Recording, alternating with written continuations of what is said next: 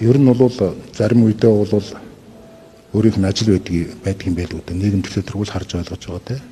Бүлгийн даргын хувьд бол наранхуу гишүүнийг бол чуулгандаа бол зайлшгүй шуух шаардлага үүсэж байгаа шүү гэдгийг нь бол хэлж байгаа л гэж ойлгож байна. Улсын хурлын гишүүн болж орж ирд сонгогдчихад чуулганы танхимд бараг хараагүй би л да 1 жил болж байна. Тэгээд дахиад нөгөө нэг мөнгө төгрөг ч юм уу утас тараажгаад гараад ирдэг. Тэгээ ийм байдлаар бид нар одоо ингэж явах юм бол энэ парламентын яс гэдэг бол их л утгаа алдан шүү дээ. Тэгвэл бүгдээрээ ер нь баг парламентд ирэхгүйгээр бүх бизнесмэнүүд орж ирээд тэгээд одоо жишээлбэл сонгуулиас нэг 3-4 сарын өмнө аваачаад бүх хүнд iPhone өгөөл гарчвал баг болцохоор биш те. Яах гэж одоо энэ ч ингэж хуралдаж, маргалдаж мэтгэлж байгаа юм. Тэр энэ жишгүүл байж болохгүй. Парламентын гишүүд бол бүтэн цагийн ажилчид. Өөр давхар ажил хийдэггүй. Тийм учраас ажиллаа хэрэгтэй. Чуулган бол яг үүндээ 7 хоногийн 2 өдөр болдог шүү дээ. 4 өдөр 5 өдөр.